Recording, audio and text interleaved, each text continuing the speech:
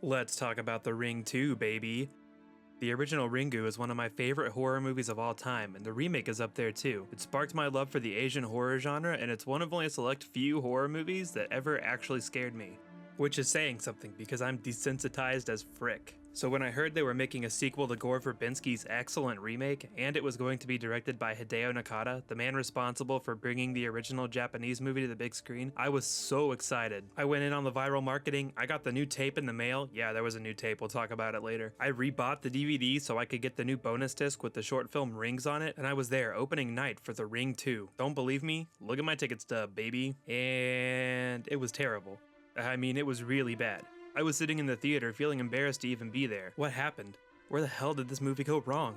It could have been a slam dunk. You had a master of horror cinema behind the camera and the screenwriter and star of the first movie Okay, now that I say it out loud, it doesn't sound so shocking at all. Before we get into The Ring 2, I just want to touch on Rings first. No, not the next movie in the American series, which is finally coming out after it was delayed several times, so you know that means it's good. I'm talking about the short film that acts as a prologue to The Ring 2. This thing is pretty damn good, better than The Ring 2 at least. It retains some of the original's atmosphere and it does something interesting with the story, which is more than anyone can say about The Ring 2. I like the idea of a cult of idiot teenagers forming around the tape, a bunch of numbskull daredevils who want to scare themselves with this creepy tape they've heard so much about. There are a lot of cool effects and some genuine scares here. This is also where a lot of the viral marketing came into play, and it was an interesting alternative reality game to take part in. This should have been the sequel, and if they'd fleshed it out a little bit, it could have been. Anyway, let's, I guess, get on to the main event. This is a legitimately bad movie. There's almost nothing to recommend here. Story, acting, cinematography, effects, it's all bad. And worst of all, the cardinal sin for a horror movie, it's not even scary. Not even close. In fact, it's pretty fucking boring. Bringing in Nakata sounded like such a good idea. In Ringu, he was able to build such a sense of dread that just escalated throughout the entire movie in such a masterful and effortless way. And the twist at the end with Sadako coming out of the television is one of the all-time brilliant bait and switches. I mean, this is an idea that basically shaped the Japanese horror film landscape as it is today. Seriously, without it, I don't think we'd have The Grudge or One Missed Call, The Curse, Pulse, or any of the other great Japanese horror movies, or the Fatal Frame series of video games. At the very least, they wouldn't look the same. So it's surprising to me that this movie looks as bland as it does. The original Japanese classic is full of amazing subtle moments that send a chill down my spine to this day, after dozens of viewings. And Verbinski's remake is filled to the brim with atmosphere. In fact, you might even say it's dripping from it.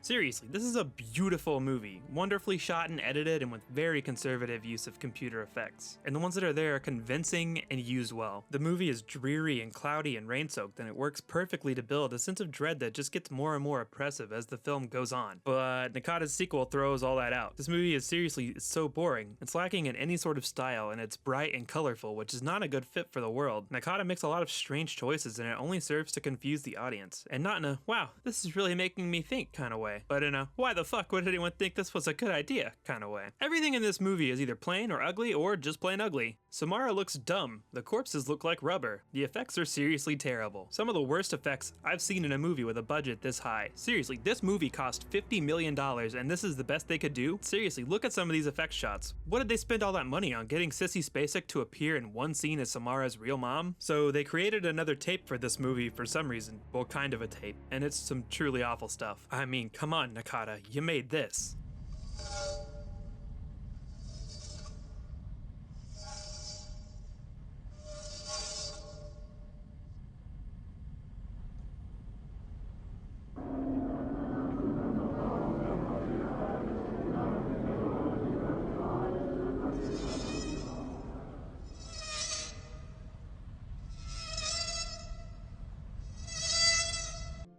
First of all, I want to know why they made another tape.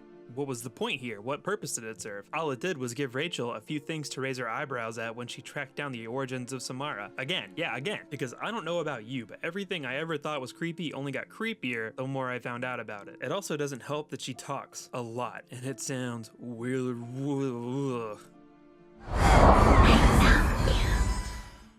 That's not scary, that's lame. Everyone is laughing at you, Samara. The story in general is a complete and total misfire. The tape shows up in the town where Rachel and Aiden have moved to after the events of the first movie, which I guess is like Coincidenceville? Population these two dorks? You know, it wouldn't kill you to call me Mom now and again. Ma, Mommy, something besides Rachel. Yeah, Rachel. Well, Mom has its charms too, you know. But Rachel, is more your personality. Really?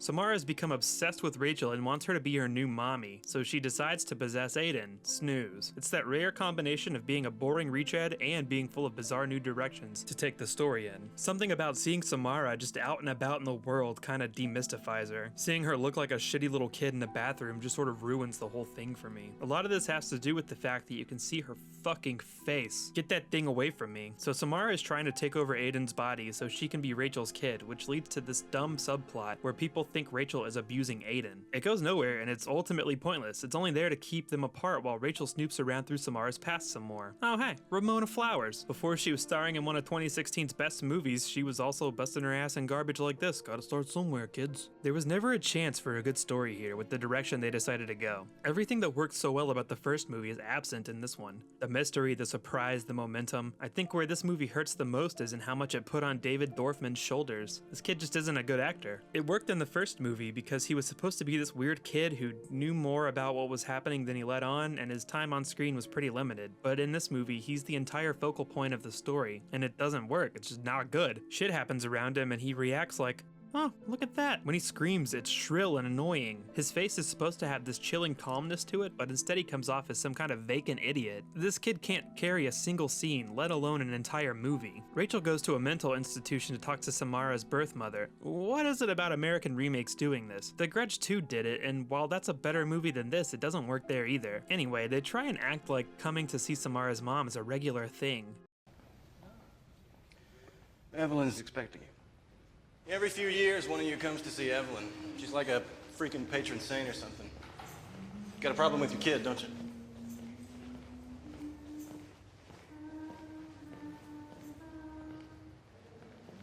Something wrong? That song. I know it. Yeah, they all do.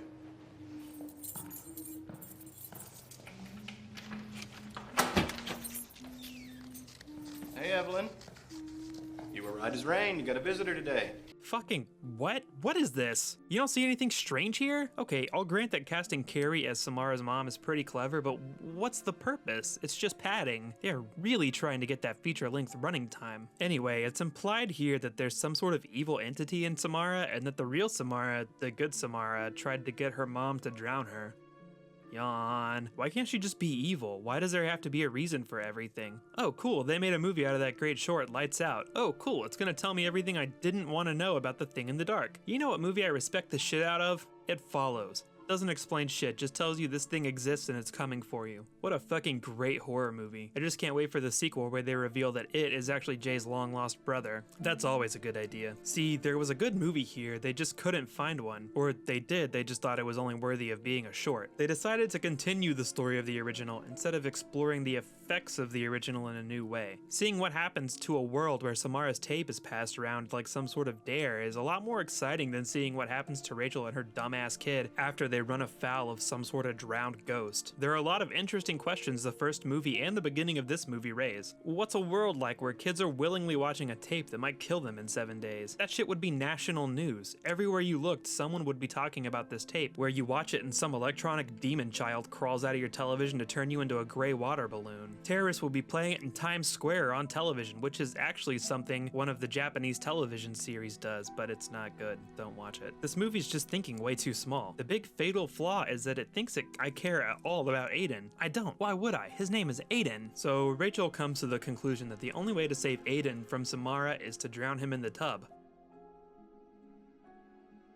You got a sad-looking water ghost. Oh, I'm sorry, water ghost. Time to go home. Your kind ain't welcome here. Rachel goes into the television to fight Samara, or something. What was her plan here? Was she prepared to die? Did she know she could get out of this? And if so, how? This scene is actually an homage to the climax of the original Ring 2, but it was a lot better there, which is weird because you'd think Nakata's second attempt at this would be even better than the first one. Also, apparently Samara makes the noises from the tape when she's coming out of the water.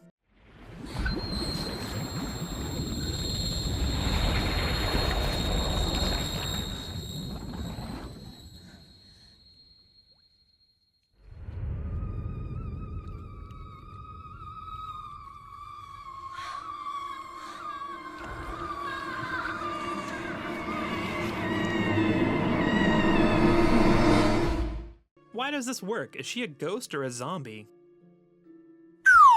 Not your fucking mommy.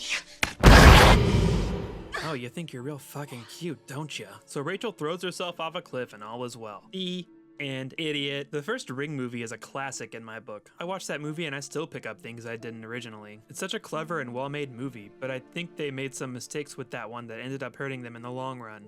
For one thing, what makes Samara so weak in this movie is the fact that Davey Chase was already too old to play her anymore. So they had this heavily make-upped adult actor playing her, and for the most part it just looks goofy in the sequel. Then you've got this David Dorkman character stinking up the rest of the film. They should have cast another actor in the original, one that would be better in this movie. And I know what you're thinking, how could they think about that kind of thing when they're making the first movie? Well, I suppose the simple answer is don't make a fucking sequel! Now obviously this was not the end for the Ring franchise. This shit actually goes way deeper than you probably know. There's a series of books that's great, by the way. There was a sequel to Ringu released alongside it called Rosin, based on the second book in the series, and it's terrible. But now it has its own sequels that are even more terrible. There's a new movie out in Japan called Sadako vs. Kayako, which brings together the Ringu and Grudge series, and how the fuck does that work? Like, I gotta see that one just out of sheer curiosity. And also this.